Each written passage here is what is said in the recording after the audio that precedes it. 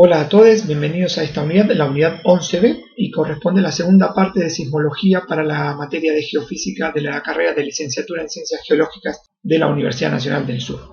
En esta oportunidad vamos a referirnos a los equipos de medición de los sismos, vamos a analizar los tsunamis, vamos a hacer una revisión sobre los conceptos de peligrosidad y de riesgo sísmico, y también nos referiremos al estudio de la Tierra a través de la propagación de las ondas sísmicas. Ante cualquier duda se pueden comunicar a través de la dirección de correo electrónico que figura abajo a la izquierda. Muy bien, empecemos. En la figura de arriba a la izquierda podemos ver lo que es un sismoscopio, que es un dispositivo que nos permite detectar un sismo. Ese particularmente es el trabajo más famoso de un geocientista chino que construyó ese mismo dispositivo en el año 132 después de Cristo, más o menos unos 1700 años antes que el primer sismógrafo europeo. Lo bautizó con un nombre chino que es bastante difícil de decir, pero que su traducción sería algo como instrumento para preguntarle al viento de dónde vino el temblor de la Tierra. Debajo a la derecha vemos una representación esquemática de los primeros sismógrafos europeos, como les decía, 1700 años después. Bien, en esas imágenes se puede apreciar que cualquier movimiento del suelo va a afectar la masa del sismógrafo y va a producir un movimiento de la misma que quedará registrada en el tambor. Actualmente existen sismógrafos que registran los movimientos de modo electromagnético, es decir, que dentro de una bobina de un conductor existe un imán con un campo magnético y cada vez que ese imán se mueve en consonancia con la superficie terrestre genera una diferencia de potencial en la bobina que puede ser medida. En la actualidad existen diversos equipos, como pueden ser los equipos de banda ancha o los equipos de periodo corto, que registran períodos, frecuencias o componentes del movimiento en particular. Los sensores llamados acelerógrafos o de movimiento fuerte, strong motion, fueron diseñados para registrar ondas sísmicas de grandes amplitudes y alto contenido de frecuencia. Las aceleraciones causan daños estructurales, entonces son usados para mejorar las normas sismorresistentes y reducir el impacto de los terremotos sobre las estructuras. Se usan también para diseñar lo que se denomina los shake maps o mapas de sacudida, y el rango de frecuencias de interés incluye aceleraciones entre 0.001 G a 2 G y frecuencias entre 0 Hz y 100 Hz. Y se estima que más o menos 0.06 G es el límite de daño para las construcciones y la peligrosidad de la vida. Predicción de terremotos. La predicción de terremotos se refiere a la existencia de algunos parámetros que pueden predecir la probabilidad de un movimiento telúrico, un sismo o un terremoto. Entre ellos se pueden citar lo que se denominan elementos precursores. Uno de ellos es la laguna sísmica o seismic gap, y se refiere a la no ocurrencia de terremotos por un largo periodo de tiempo en una zona sísmicamente activa. Es un concepto realmente estadístico y cuanto mayor es la laguna sísmica, mayor es la probabilidad de ocurrencia de un terremoto. Luego de una laguna sísmica puede darse la aparición de pequeños sismos recurrentes, como sería el modelo de aspereza sísmica.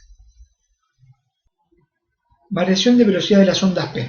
En ciertas circunstancias, la compresión del subsuelo hace que la densidad de las rocas aumente, por lo tanto la velocidad de las ondas P aumenta, y este es un posible indicador de la cercanía de un sismo. Otro indicador bastante evidente podría ser la elevación de los suelos y la deformación de las rocas. La emisión de gas radón en pozos también podría ser un indicador de la cercanía de un evento sísmico, ya que el gas radón está asociado a la actividad de las fallas en el subsuelo, como así también la disminución de la resistividad eléctrica de las rocas de la región y anomalías térmicas en suelos. Existen también otras propuestas un poco más cuestionadas sobre la predicción de terremotos. Los elementos precursores demandan determinada cantidad de tiempo antes del evento sísmico principal. Así, para una magnitud de 6 pueden pasar varios meses previos antes del sismo, y para una magnitud de tipo 8 pueden pasar hasta años antes de ese evento. No siempre se pueden detectar los elementos precursores. En ese sentido, en febrero del 75 en China pudo predecirse 24 horas antes un terremoto de escala 7.5 y evacuar toda la ciudad, salvando la vida de más o menos 500.000 personas. Pero contrariamente, en julio del año siguiente, a 150 kilómetros de Pekín, hubo 250.000 víctimas mortales, ya que no hubo ningún elemento precursor del sismo. Terremotos en el mar. Un maremoto se produce de la misma forma que un terremoto, pero con epicentro en el mar. Esto puede generar una invasión súbita de la franja costera por las aguas oceánicas. Son comunes en los litorales de Océano Pacífico e Índico, en las zonas sísmicamente más activas. La palabra tsunami viene del japonés y significa ola de puerto, y hace referencia a una serie de olas causadas por el desplazamiento de un gran volumen de agua, generalmente en un océano o en un lago muy grande. Estas olas pueden generarse por diversos fenómenos como son los terremotos, por erupciones volcánicas, por deslizamientos de material, por ruptura de glaciares, por impacto de meteoritos, por explosiones submarinas o incluso cuando la presión atmosférica cambia rápidamente. Los tsunamis son olas enormes con longitudes de onda de hasta 100 kilómetros que viajan a velocidades de entre 700 y 1000 kilómetros por hora. En alta mar, la altura de la ola es muy pequeña, sin superar el metro, generalmente anda por los 50 centímetros, pero cuando llegan a la costa, al interactuar con el fondo marino, alcanzan alturas que pueden superar los 30 metros. El tsunami está formado por varias olas que llegan separadas entre sí, a veces distanciadas entre 15 y 20 minutos. La primera que llega no suele ser la más alta, sino que se confunde con una ola normal. Después se produce un impresionante descenso del nivel del mar, seguido por la primera ola gigantesca y a continuación por varias más. Como mencionábamos, los terremotos, los deslizamientos de tierra tanto submarinos como avalanchas, las erupciones volcánicas y las perturbaciones atmosféricas pueden generar tsunamis. La proporción de generación es aproximadamente de un 82%, un 6, un 5 y un 3 respectivamente. Y en esta imagen, aparte de poder ver el porcentaje de generación, podemos apreciar más o menos cómo es el mecanismo generador. Desde el desplazamiento vertical desde el fondo oceánico para los tsunamis sismogénicos, como para el movimiento de material o caída de rocas, en un 6%, la actividad volcánica submarina o tsunamis meteorológicos. La relación que vincula la altura de la ola con la profundidad del fondo es A sobre A0 es igual a H0 sobre H a la 1/4, donde A0 es la amplitud de la ola donde la profundidad del mar es H0 y A es la amplitud de la ola donde la profundidad del mar es H. Si suponemos que H0 es 5000 metros y H, es decir, la profundidad de la costa, es de 5 metros, el coeficiente H0 sobre H tiene un valor de 1000 y su raíz cuarta vale 5,6. Entonces quiere decir que la altura de la ola en la zona litoral va a crecer entonces 5,6 veces. Países alejados de las zonas de actividad sísmica pueden también sufrir tsunamis catastróficos por rebote o por refracciones de las zonas generadas a miles de kilómetros, o bien cuando se producen terremotos en otros países cercanos.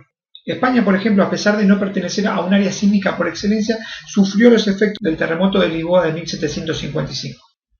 En la figura de abajo pueden ver cómo un maremoto con epicentro en Tailandia tiene el potencial de generar olas de tsunami en diferentes partes del mundo, y las curvas de color negro con el número significan la cantidad de horas que tardaría en llegar. Zonas sismotectónicas.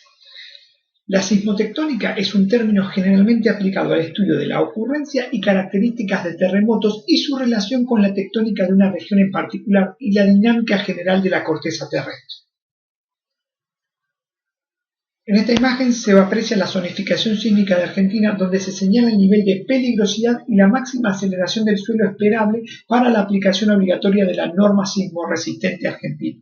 Es importante tener en cuenta que si consideramos el valor de 0.06 G como inicio de la peligrosidad, aproximadamente el 50% del país requeriría considerar la norma de construcción sismorresistente para edificar.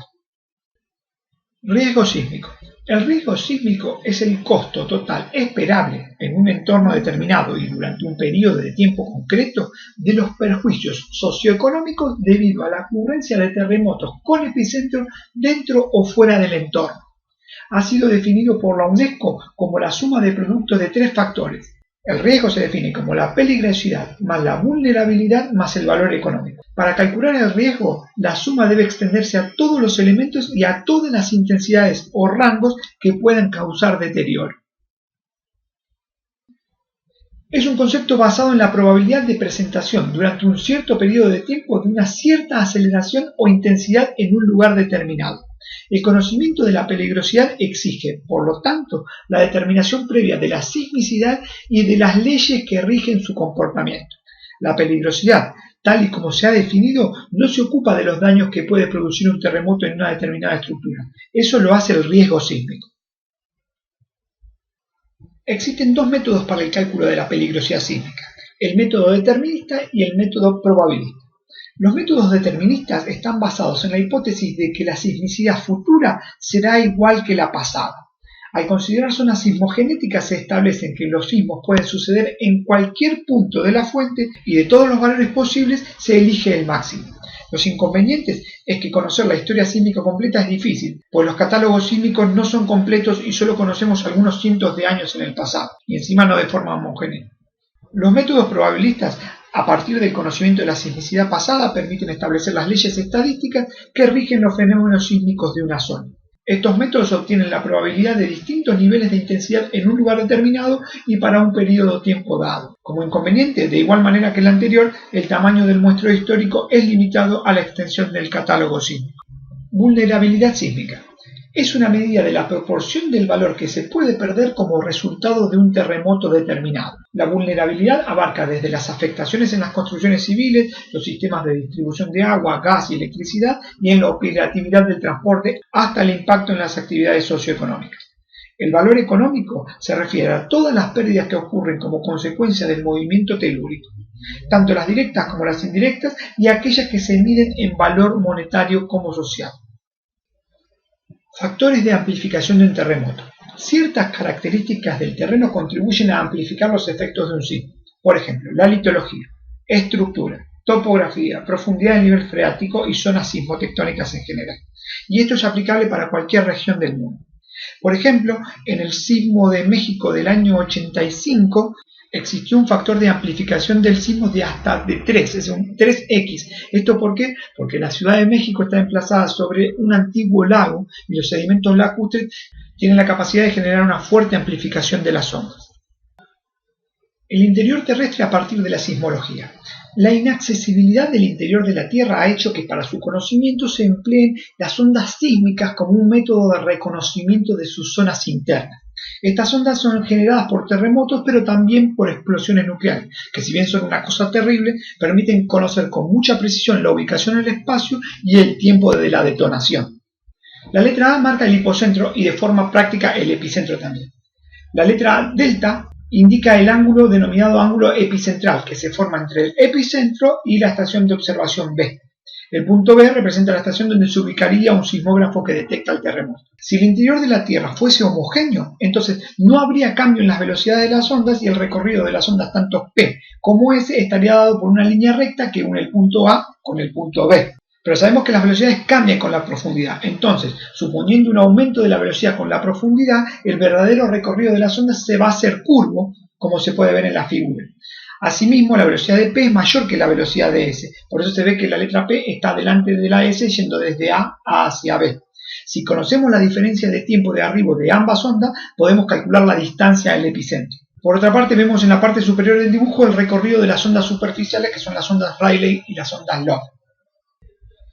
A través del estudio de innumerables sismos se han podido establecer las velocidades promedio de las ondas P y de las ondas S para diferentes profundidades en el interior de la Tierra. Sabemos que a medida que las ondas sísmicas atraviesan nuestro planeta se refractan cuando pasan de un medio a otro con diferentes características. Debido a que la velocidad de las ondas sísmicas depende de la densidad, podemos usar el tiempo de viaje de estas ondas para mapear el cambio de densidad con la profundidad y así demostrar que la Tierra está compuesta por diferentes capas. En este gráfico, la curva roja corresponde a la velocidad de las ondas P y la curva azul a la velocidad de las ondas S. Vemos que en la corteza la velocidad de las ondas P y de las S se incrementa hasta la discontinuidad de Mohorovicic, más o menos a unos 50 kilómetros, aunque esa profundidad es muy variable. Una vez que las ondas P y las S ingresan a la región superior del manto, mantienen una velocidad constante hasta aproximadamente unos 100 kilómetros, que ese también es un número muy variable. Hasta aquí ambas ondas han recorrido la litósfera. Al ingresar las ondas P y las S a la astenósfera, ambas sufren un descenso importante de velocidad. Esto se debe al estado plástico de la astenósfera. A partir de ese punto, ambas ondas comienzan a incrementar su velocidad hasta alcanzar los 670 kilómetros aproximadamente, que coincide con el ingreso de las ondas a la mesósfera. En el contacto entre la astenósfera y la mesósfera, las ondas, sobre todo las P, sufren un pequeño incremento repentino de su velocidad. Luego, continúan aumentando su velocidad a través de toda la mesósfera. Cuando las ondas alcanzan el núcleo externo, es decir, la discontinuidad de Gutenberg, las ondas S desaparecen ya que no se propagan a través de líquidos, y las ondas P disminuyen bruscamente su velocidad. A través del núcleo externo, las ondas P van incrementando levemente su velocidad. Al alcanzar los 5100 kilómetros, las ondas P ingresan al núcleo interno sólido y mantienen prácticamente constante su velocidad. En ese núcleo interno se observa que reaparecen las ondas S con una velocidad muy baja. Esto se debe a que cuando alguna onda P alcanza el núcleo interno, parte de su energía se convierte en una onda S, y esas ondas S pueden propagarse a través del núcleo interno hasta alcanzar nuevamente el núcleo externo, donde podría convertirse nuevamente en una onda P. En estas imágenes puede apreciarse el comportamiento de las ondas P y de las ondas S al atravesar medios sólidos, plásticos y fundidos. De esta manera, la sismología le ha permitido a los geofísicos explicar por medio de métodos indirectos la estructura interna de la Tierra. En la figura superior se ve que las ondas P pueden viajar por los líquidos, sin embargo son refractadas en los límites de las diferentes capas que van atravesando. Se refractan en el límite entre el manto y el núcleo externo y en el límite entre el núcleo externo y el interno.